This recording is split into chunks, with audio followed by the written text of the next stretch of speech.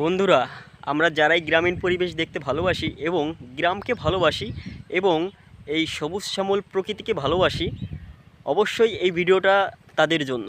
কারণ এই গ্রামীণ পরিবেশ ভালোবাসে না এমন কোনো মানুষ নেই।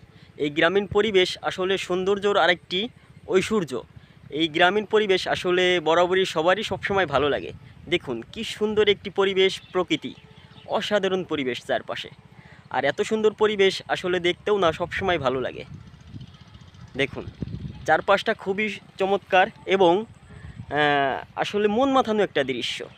আর এরকম দৃশ্যে আসলে আসলে সবসময় ভালো লাগে। আর প্রকৃতির সারা আসলে এখানেই খুঁজে পাওয়া যায়। আসলে সৌন্দর্যের যে একটি ঐশ্বর্য আসলে সেটা এখানেই আছে। দেখুন কি সুন্দর, আমার কাছে তো অনেক ভালো লাগছে এবং আপনাদের কাছেও আশা করি ভালো লাগবে। কারণ এত সুন্দর পরিবেশের দৃশ্য আসলে সবসময় বরাবরই সবারই মনে ভালো লাগে এবং সবাই এটাকে ফিল করে। কারণ এত সুন্দর পরিবেশ আসলে দেখতে কার কাছে না ভালো লাগে। দেখুন পাখির ডাক, ওই সেই ছোটোবেলায় এগুলো আমরা শুনেছি এবং সেই ছোটোবেলায় এগুলাকে আমরা মিস করেছি। কারণ এগুলা আসলে অনেক সুন্দর। এই প্রকৃতিটা আসলে বরাবরই সবসময় ভালো লাগে। কী জন্য? কারণ এই সবুজ শ্যামলের যে দৃশ্যটা সবসময় মানুষের মন মাতায়। দেখুন দেখুন না কি অপরূপ দৃশ্য। আর এরকম দৃশ্যে আসলে আপনি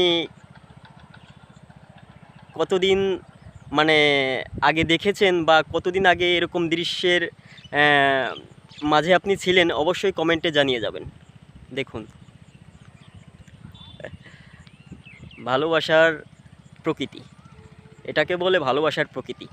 আসলে এই দৃশ্যটা আপনি শহরের ইট পাথরের মধ্যে পাবেন না।